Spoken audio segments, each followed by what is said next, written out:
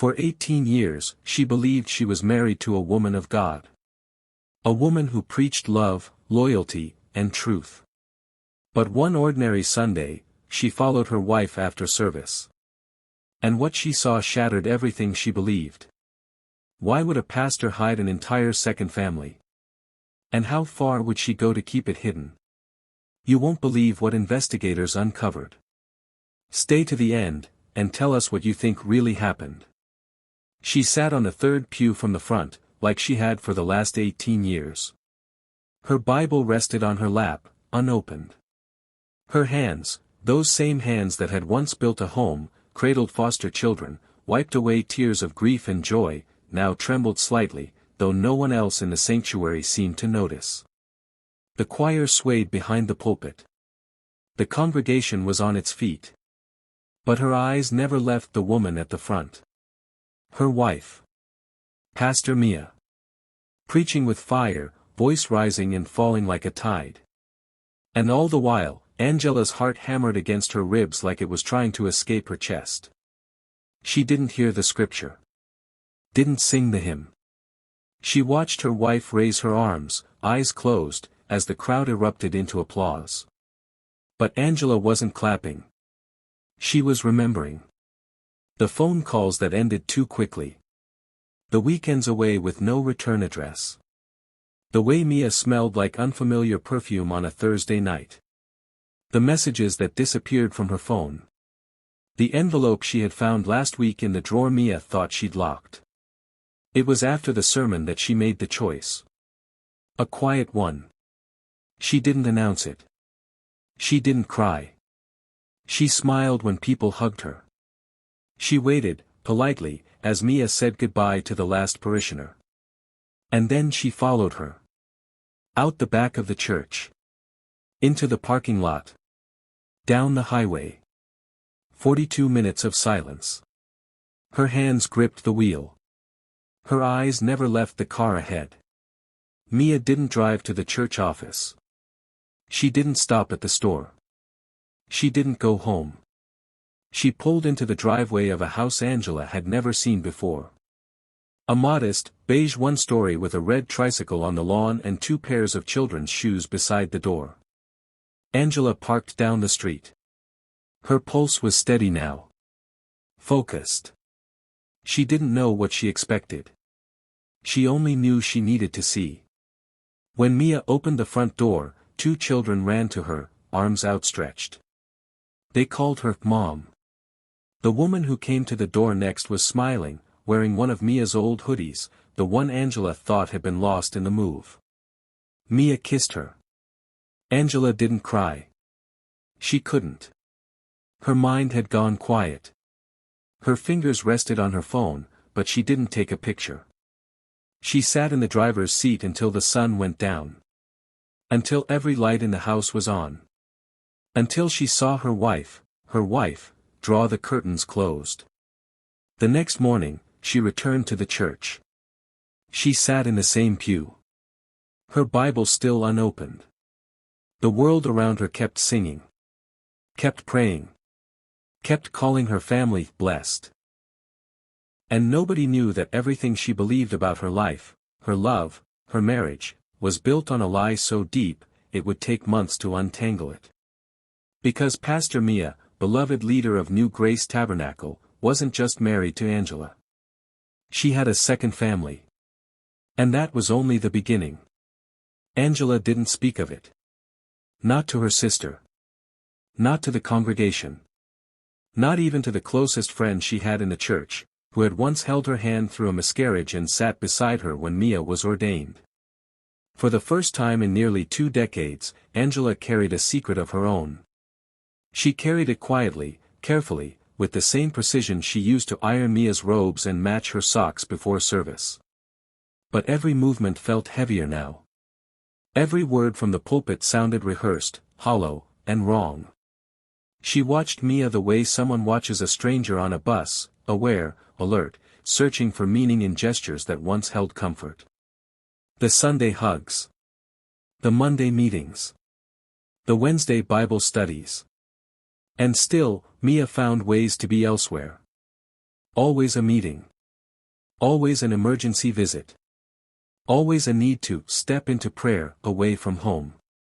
3 weeks passed. Then 4. Angela kept every detail in a small red notebook she stored behind the bookshelf. Times, places, faces. One entry described Mia buying a stuffed giraffe from a gas station convenience store at 10:47 p.m. Another logged her entering the same house on Hillview Street at 6:13 a.m., carrying a bag of groceries and a bouquet of lilies. But it wasn't until a birthday party invitation slipped out of Mia's gym bag that the line between suspicion and confirmation blurred beyond repair.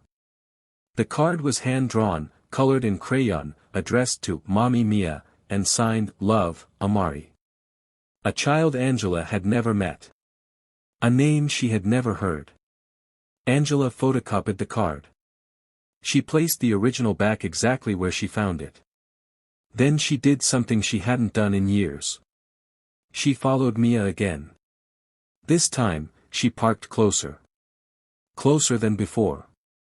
She watched from the edge of a hedge as Mia opened the door and was embraced, arms around her waist, by 2 children who knew her far better than Angela did.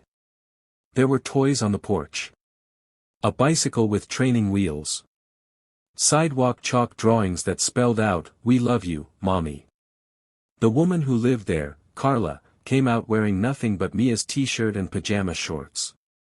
Her hand rested on Mia's back as they walked inside. Angela sat motionless. 20 minutes passed. Then 40.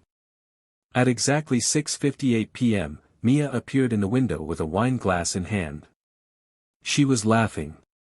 The next morning, Angela filed a formal request for Mia's hospital records under the emergency contact clause. She worked at the clinic part-time and knew the system well. When the file arrived, it confirmed what she feared. Mia's next of kin was Carla Bennett. The address matched. The insurance listed 2 dependents under Mia's name. Both under 10. Both marked as biological children. That evening, Angela didn't confront her. She waited. She waited for another Sunday. Waited for another sermon. Waited until Mia stood before the congregation with her arms raised, tears in her eyes, telling the flock that love was truth and truth was holy. Angela stood up in the middle of the sermon. She didn't say a word. She turned. Walked out of the sanctuary. And she didn't come back. The congregation whispered. Rumors began to circle. Some said there was tension at home. Others believed Angela had fallen away from faith. No one imagined the truth. No one guessed that the First Lady of the church had uncovered something even she couldn't explain. 3 days later, Angela sent the photos to Mia's church board. She mailed copies of the hospital records, the birthday card, and a printout of Mia's marriage license from Nevada, registered under a different last name. Angela hadn't known about the alias until she cross-referenced Carla's tax documents with property deeds. Mia had signed as M. Holloway instead of M. Grayson. That's when the first phone call came. Anonymous. A woman's voice, shaking. I think I'm supposed to marry her too, the voice said. I didn't know about any of this. I swear to God, I didn't know. Her name was Jasmine. A school counselor from Alabama. She'd met Mia 6 months ago at a spiritual retreat. Mia told her she was widowed. They had been engaged for 3 weeks. Mia had even met Jasmine's parents. Angela recorded the call. She sent it to the church board. Mia was suspended from pastoral duties within 48 hours. But the story was far from over. As investigators combed through Mia's financial records, they uncovered something deeper. 2 checking accounts, one under each name. A string of wire transfers from church funds to a private account in Carla's name. When confronted, Carla claimed she didn't know the money came from the church. Jasmine gave up dozens of emails, long-winded messages from Mia about starting a new spiritual chapter. Some emails asked for money. Others were filled with language about destiny, purpose, eternity. They sounded like sermons. They read like scripture. But they were lies. When police subpoenaed Mia's devices, they found encrypted messages, voice memos detailing contingency plans, and several lists of passwords, fake names, and coded calendar entries. Some entries had names scratched out. Others listed travel destinations, none of which Angela recognized. The district attorney's office launched a formal investigation. Charges followed: identity fraud, misuse of church funds, and bigamy. But there were deeper questions that law enforcement couldn't answer. Why had Mia done it? What drove a woman revered by hundreds, loved by families, trusted by children, to construct an entirely different life on the other side of town? The court hearings brought it all to the surface. Angela sat in the front row. Carla arrived alone. Jasmine testified via video. They all told different stories, but their pain rhymed. The deception wasn't brief. It was years long. Meticulous. Manipulative. Engineered with a kind of patience only the most dangerous liars possess. Mia showed no emotion. Not when the charges were read. Not when the photos were presented. Not even when the judge asked her if she had anything to say. She said nothing. The court sentenced her to 25 years. There was no appeal. No statement. No apology. Angela moved away 2 months later. Left the house. Left the church. Changed her name. People in town still talk about her in hushed voices. Some say she lost her mind. Others say she never really knew who she was married to. But Angela knows the truth. She knows what it means to sleep beside someone for 18 years and wake up realizing you were alone the entire time. She's still healing. But she's never stopped wondering. Was there a fourth woman? Was she really the first to find out? And how many more secrets are still buried beneath the sermons, waiting to be uncovered? Angela didn't sleep much after the sentencing. Not because of nightmares. Nightmares eventually end. What she had instead were awakenings, silent moments at 2, 3, sometimes 4 in the morning, when her body jolted upright without warning, like her mind was still keeping watch. Even in a new city, a new apartment, with no pictures on the wall and no trace of the life she left behind, Angela still felt it, the absence of truth sitting heavy in the room like old smoke. She hadn't gone to the press. She didn't do interviews. Her lawyer had advised her to let it fade, to move on, to build something new. But Angela couldn't let it go. Not because she wanted vengeance. But because questions still clung to her like fog. Questions the courtroom hadn't answered. Questions she couldn't unask. Like who paid for the second house? And why did one of the children's birth certificates list no father, but carry Mia's signature under parent 2? Why was there a locked drawer in their old study, one she never thought to open until it was too late? One afternoon, Angela returned to the house. She still had the key. It hadn't sold yet. The for sale sign tilted slightly to the left, battered by wind and time. The grass had overgrown. The mailbox hung open. She didn't go inside out of nostalgia. She went for answers. The drawer was still locked. But Angela remembered how Mia once bragged about never needing a locksmith, that she hid all the keys, in plain sight. It took only 12 minutes to find the tiny brass one taped to the underside of the bottom shelf of their old bookshelf. Inside the drawer were several items, none of which Angela recognized. A USB stick. 3 burner phones.an envelope labeled Fund B. And a handwritten note with only 2 words, if found, burn. Angela didn't burn anything. She opened the envelope first. Inside was a cashier's check for $38,000. Issued 2 months before Mia's arrest. The payee line was blank. There was also a deposit receipt tied to a small bank in Atlanta, nearly 4 hours away. She turned to the USB stick next. What she found would unravel everything. Dozens of video files. Mia's voice. Sometimes speaking softly, sometimes rehearsing sermons. Other times, she was talking to someone. Angela never saw the other person's face, but Mia's words were unmistakable. We can't let her find out. If she does, we'll have to accelerate. Accelerate. Angela watched all 37 clips.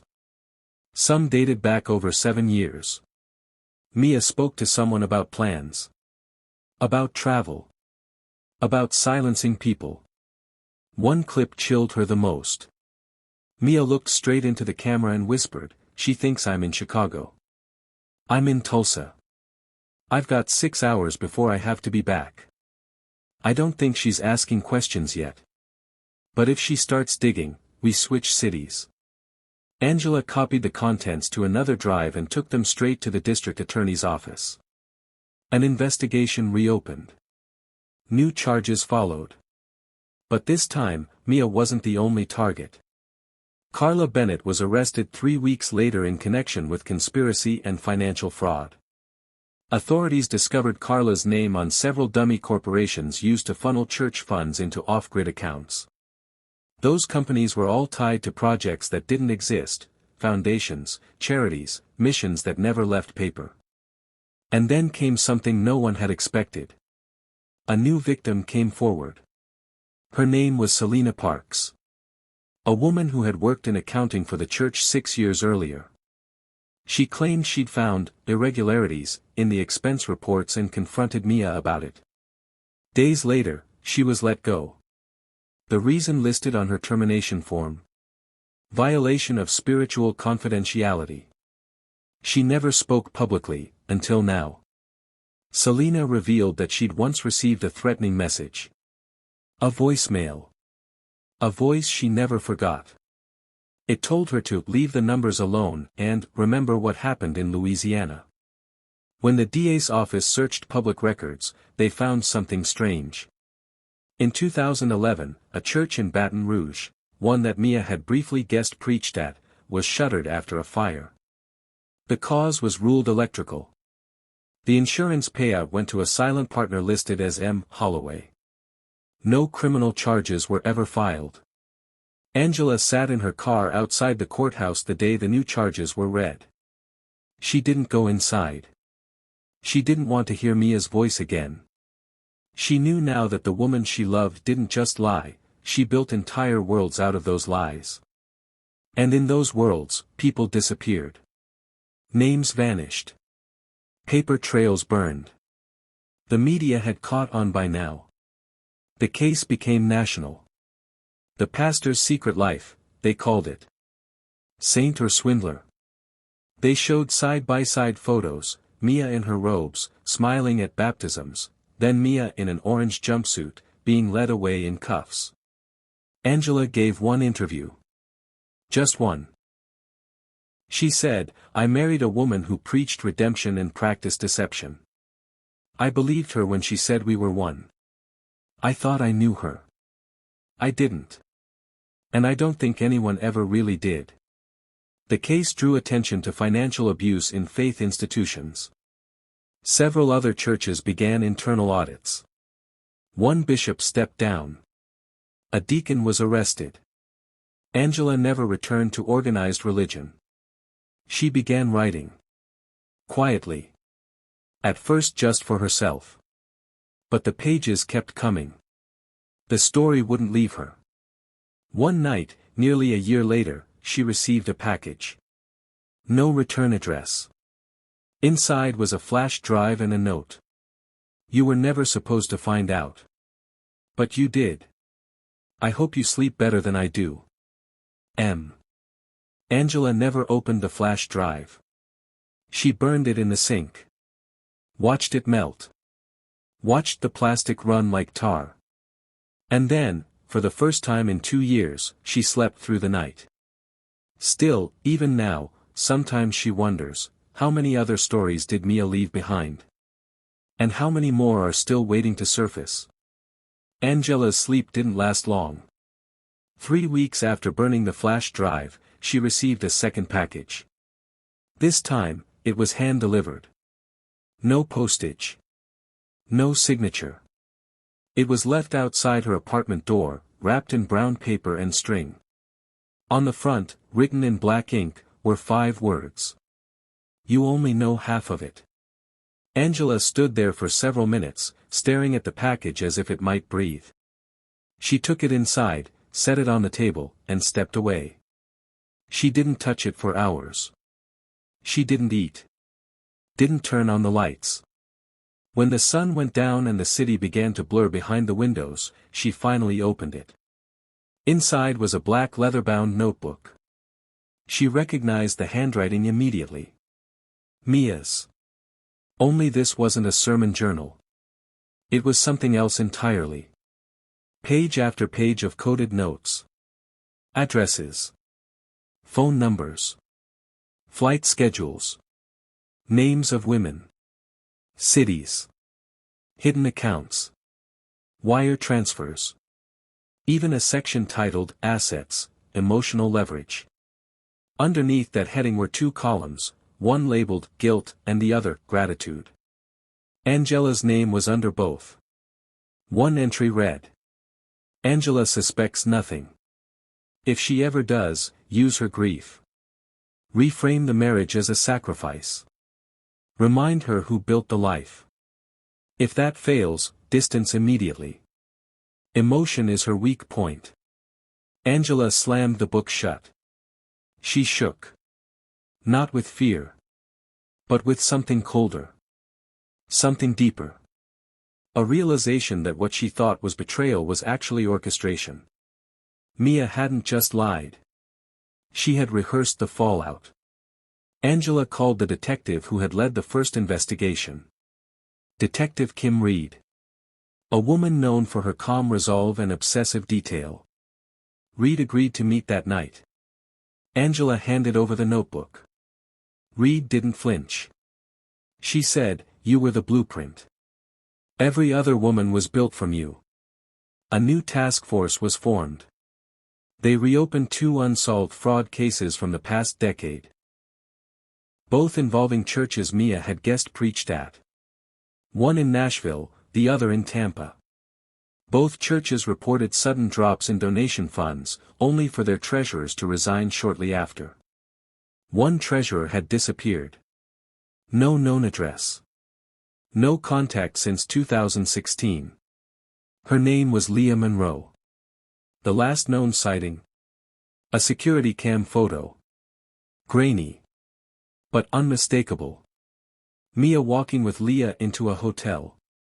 Mia walking out alone. Angela was shown the photo. She didn't cry. She didn't look away. She just asked one question, have they checked the lake behind the property? Search dogs were dispatched. The lake was shallow. Murky. Full of old construction debris. On the second day, divers found a purse. Leather. Red. Inside was a driver's license. Leah Monroe. No remains were found. But the purse was enough to classify her as a missing person under suspicious circumstances. The FBI took over. Mia was transferred to a federal holding facility. During the interview, she invoked her right to remain silent. But a week later, she requested a meeting with Angela. Angela refused. Instead, she wrote a letter. 1 sentence. It read, You built a church out of lies and preached to an audience of victims. The letter was never answered. But it made the rounds. Inside the prison. Among former congregants. It even appeared in a blog written by one of Mia's oldest supporters, turned accuser. More women came forward. 6 in total. One had lived with Mia for a year under the belief that she was a traveling missionary. Another claimed Mia had asked her for $10,000 to open a safe house in Oregon. 2 of them said they had been promised marriage. All of them described the same thing, a woman who made them feel chosen, seen, irreplaceable, and then vanished without warning, always. Ferrant. It wasn't a poem. It was a script. Mia had scripted everything. Her sermons. Her relationships. Her love. Every gesture was performance. By the second year of the federal investigation, the story had expanded beyond one woman's deception. It became a study in manipulation. Universities hosted lectures. Documentaries aired. A podcast hit #1 in crime storytelling for 3 months straight. Her name was Mia. But Angela didn't listen. She stopped watching the news. She stopped giving statements. She moved again, this time under a different name. A small cabin, upstate. Quiet roads. No mail. Except one letter. No return address. No postmark. Inside was a single photograph. Grainy. Old. It was a picture of Angela. From years ago. Taken through a window. She was holding a tray, pouring soup into a bowl. Smiling. On the back of the photo, written in red ink. Even then, I was watching. Angela sent it to the task force. They traced the photo paper. The ink. Nothing matched anything in Mia's possession. It didn't matter. Angela knew. Mia hadn't acted alone. She never did. Which means someone's still out there. Watching. Waiting. And somewhere, in another town, another church, another home. Someone else is falling for the same story. The same eyes. The same voice. The same lie, wrapped in scripture and sealed with a promise. A promise that ends with a name you thought you could trust. And a truth you'll never unlearn. The investigation didn't stop. It couldn't. Federal agents began combing through nearly 2 decades of Mia's movements, every city she'd ever spoken in, every congregation she'd ever touched, every small-town church that once bragged about her sermons. What they uncovered was the skeleton of an underground network built on false salvation and emotional dependency. It wasn't just fraud. It was recruitment. Control. Erasure. Some of the women weren't just lovers. They were pawns. Tools.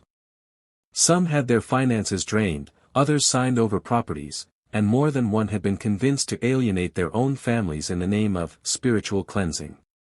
In Tulsa, they found a woman named Evangeline Ford. She was different. Evangeline never filed a complaint. She never pressed charges. She didn't answer the first few attempts to contact her. But when agents showed up at her job, she walked outside, lit a cigarette, and said, "I knew you'd come."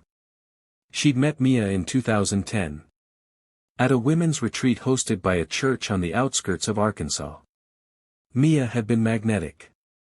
She spoke about love like it was a gift from God, but only for the worthy. For the ones who'd been broken.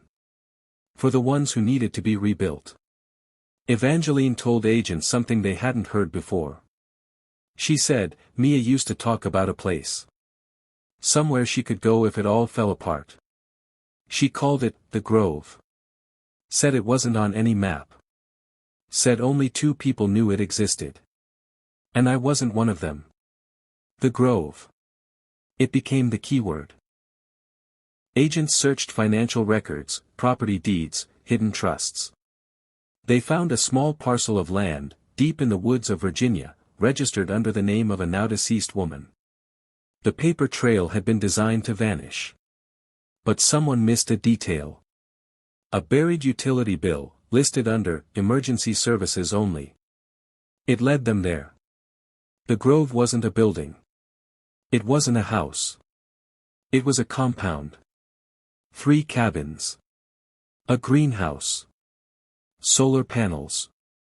A central lodge built from reclaimed wood. No signage. No mail. No listed address. Inside, they found preserved food, surveillance equipment, medical supplies. And documents, hundreds of them. Birth certificates. Fake IDs. Sermon drafts. Journals filled with names and dates. And a ledger. Every page marked with a code. A triangle symbol followed by 2 letters and a number. 12 pages were labeled AF. Angela Ford. The notes detailed every aspect of her life: birthplace, childhood trauma, college GPA, favorite books. The time of day she usually left the house. The brand of toothpaste she used. The lullaby she hummed to herself when she was anxious. It wasn't love. It was observation. Angela was never a partner. She was a project. The agents brought her in. Showed her the file. She didn't speak for a full minute. When she did, her voice cracked just once. She rehearsed me, she whispered. She studied me like a sermon. One agent asked if she wanted to press charges for stalking. Angela declined. She said, "You don't put a ghost on trial." But this wasn't over. In the lodge, taped under a drawer, was a piece of paper.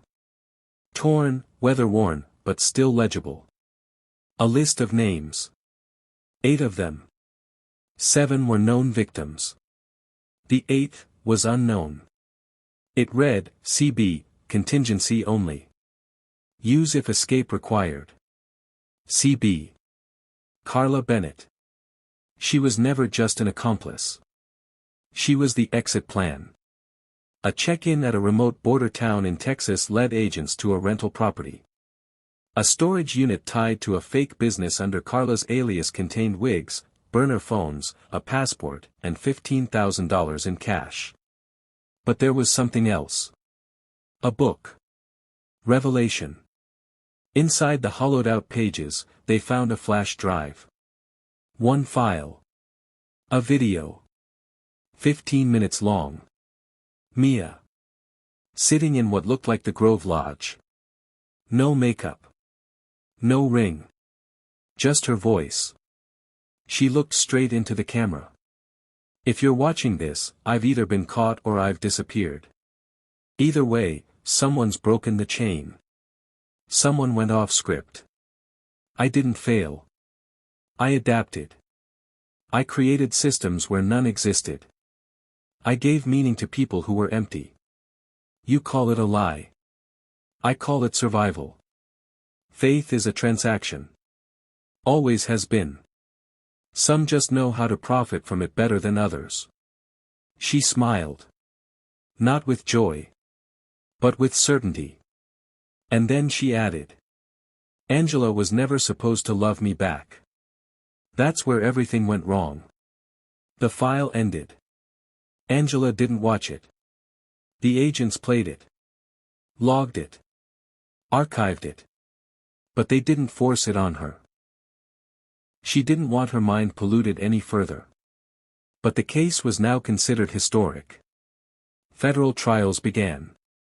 Multiple states filed charges. Carla was extradited. She flipped immediately, offering information in exchange for a deal. She claimed Mia had planned to vanish. To start over. To reinvent herself as a widow of war. There were scripts prepared for it. She'd already written the eulogy for her fake husband. And the name? Grace Halberd. That's who Mia was going to become next. Angela left for Scotland 3 months later. No one knew exactly where. She didn't announce it. Didn't tell family. She left a note for the task force. I don't need closure. I need quiet. But just before she left, she published one thing. An anonymous op-ed, titled, Faith, Fraud, and the Woman I Once Called Wife. It ended with one line. She took my story, but she'll never own my ending. As of today, Mia Holloway remains in federal custody, awaiting trial on 19 separate charges. Carla Bennett serves a reduced sentence in exchange for testimony. The Grove was seized and dismantled. The Woods reclaimed it quickly. But even now, law enforcement says they're not sure they've found everything. Because Mia never left threads behind. She left echoes. And in quiet churches and anonymous bank accounts and whispered promises that sound too good to question. She might still exist. Not as Mia. But as someone else. Because women like her don't vanish. They transform. What do you think really happened in those 18 years? Was Mia always planning her escape, or did something change her? And how many more names are still buried in those journals, never found, never heard? We want to hear your thoughts. Drop your theories in the comments below. Do you believe the full truth has been uncovered? Or is there someone still out there, living the next chapter of Mia's story? If this case gripped you like it gripped us, make sure to subscribe for more true crime stories that dig deep into deception, betrayal, and the darkest corners of human nature. Like the video to help others find it. Share it with someone who needs to hear this. And remember, every detail matters, every silence tells a story, and some truths don't stay buried forever. We'll see you in the next case.